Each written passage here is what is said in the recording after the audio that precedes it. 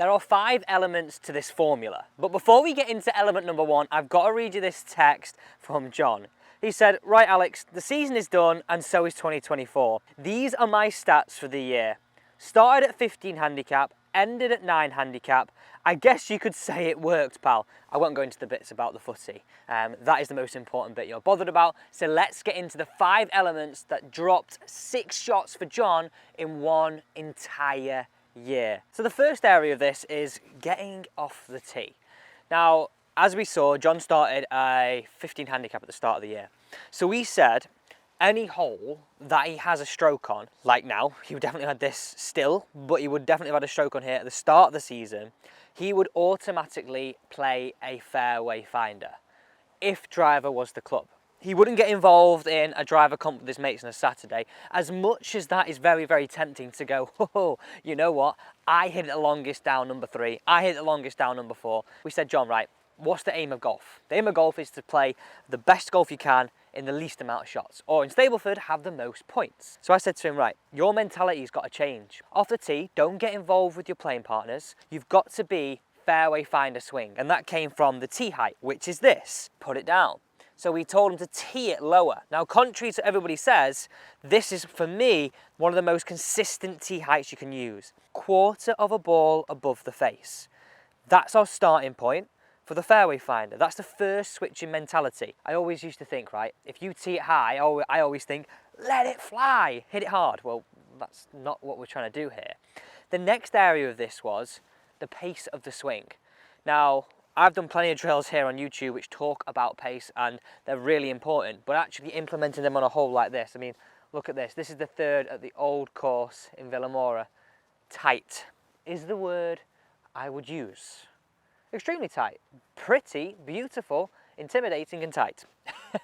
So, tee shot with a hole, with a shot on, is that feeling of fairway finder speed. So I would say you're looking for 60% in that shot. I'm still committed, but I'm 60% in it. So let's get this one away. That's the first thing, that real switch in mentality of not getting involved in a driver competition in length. Wow, little fade off the left, finishing left side of centre. But the main key area I want to say right now is we found the fairway. And if you want to drop shots this year, it's not frittering away shots in the trees. Now let's jump down the fairway. I've got so much to go through in this video. Let's jump straight into point number 2. And we have the whiteboard back. We said, let's imagine this is our green, fairway, and our tee box is here. If there's a hole where we have trouble around 200, well, that's water on there, Alex, around 2 yards from the tee in here, we would always lay up short. Because I said to John, right, if you hit your Sunday best, you might be able to get over the bunker, right? But that is a might be able to get over the bunker. And if it's a might be, if you go in that bunker, you are literally staring double bogey in the face. So we had this rule. If the trouble was more than a 220 yard carry, then you don't pull out driver. You choose a club off the tee that is never ever gonna reach. Now, I appreciate that might change relative to you. So if your longest drive that you could hit is around 180, then you've got to then weigh that scenario up for you. But I'm just letting you know what I did with John and what he used, so you've got a rule that you can apply to your game. So, as you can see, we're already into point number 2 of 5. The next is on approach shots. Now, don't forget, if you are enjoying this video, to subscribe to the channel and turn on that bell so you never miss one of our uploads that we put up weekly. Right, let's get back to this video. Now, I had planned to do point number 2 of what you do when you're around the 200 yards out on a par 4, but we've hit this a little further than I thought. And that's another point that John said, he was like, I'm surprised how far the smooth swing goes. So we'll jump to this point, we'll move it up the order, and we'll come back to those 200 yard shots. When you're inside 150, I said to him, John, right, just play a punch shot. And he was like, but it'll go low. I said, well, have the idea you're playing a punch shot. So let me explain this. So 141 is that. Yeah, 141, as an example here, I've got my A-time. So this is the method that we used. We had a ball position. Let's say A-time is normally there. We had a ball position that was just a hair behind center.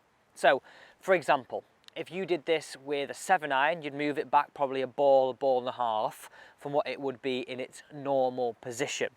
We then grip down, so we gave it probably sort of 2 to 3 fingertips from the end of the club. And I said to him, right, John, this is going to guarantee you don't hit it fat. Well, I said guarantee. I sort of said it as a joke because you can never guarantee, but it will give you a lot more confidence that you're going to get ball first. So ball back, slightly grip down, and I want you to feel that you have your weight sort of 55 on your lead side. And we just leave it there. We go shoulder height back, shoulder height through, in that sort of 70-75% rhythm and speed. Make it silky, make it smooth.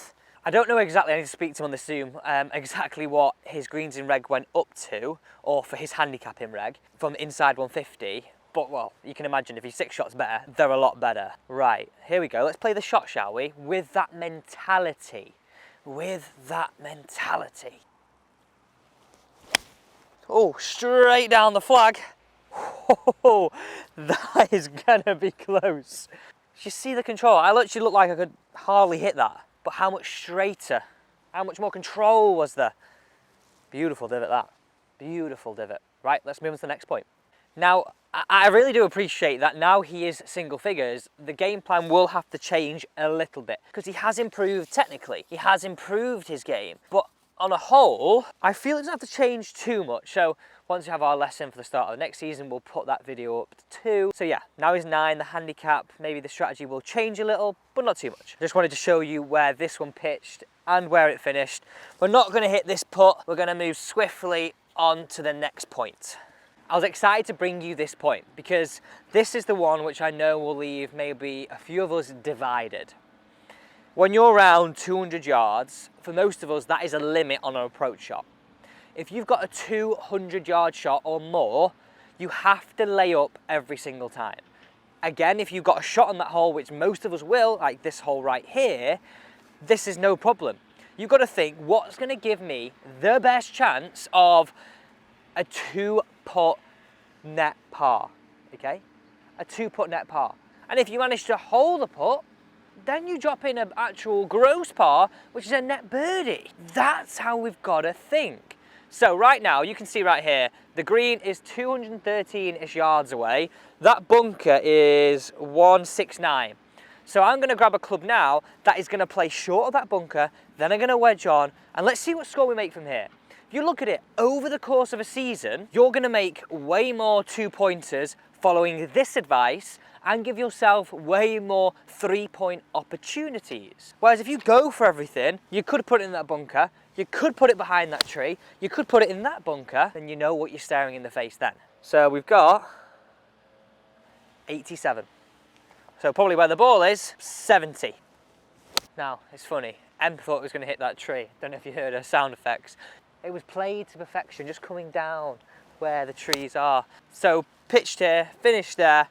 We're not quite inside that 7 feet, and I wouldn't expect that, but I've got an outside look for a 4-net 3, assuming we have a shot on here. But at worst, for 2-putt, I'm out of here with 2 points. Out of here with 2 points, it's stress-free.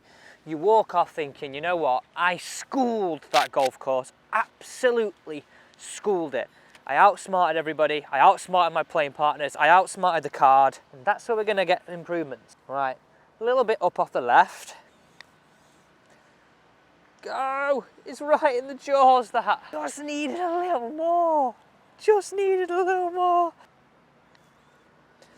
Right, we've got one final point to go through, and that's chipping. Oh, and by the way, the hole that we're gonna do this on, beautiful.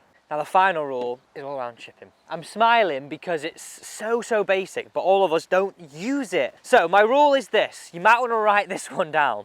If you can put it, put it. If you can't put it, chip and run it. Last resort, get it in the air. So repeat that again. If you can put it, put it. If you can't put it, chip and run it. Last resort, get it in the air. Now, unfortunately, I can't put this one. I can't chip and run this one. I have to play this in the air. But John's mentality was, I'm not trying to get this super close. Because any time he had that, and you'll be the same, he was over aggressive and hit it way past. The stats are, if you can get it inside roughly 7.5 feet, you got a 50-50 chance of making the putt.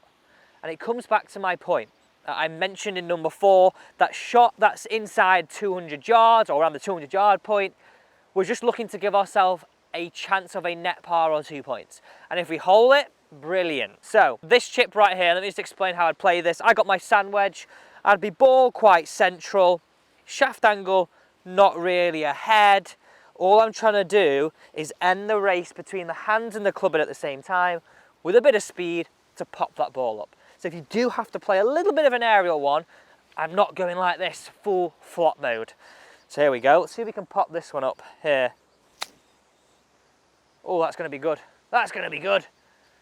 That's definitely inside 7.5 feet. But you see what I mean? I didn't play that too high, just high enough to get over. I think I can give myself that, and I think we should end that video right here. Let's just take a look back at this hole, by the way. You're probably hearing the water in the background. This is the third. This is one of the prettiest par 3s I've seen.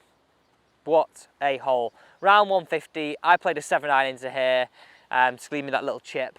Yeah, this is class. If you did enjoy this video, don't forget to subscribe.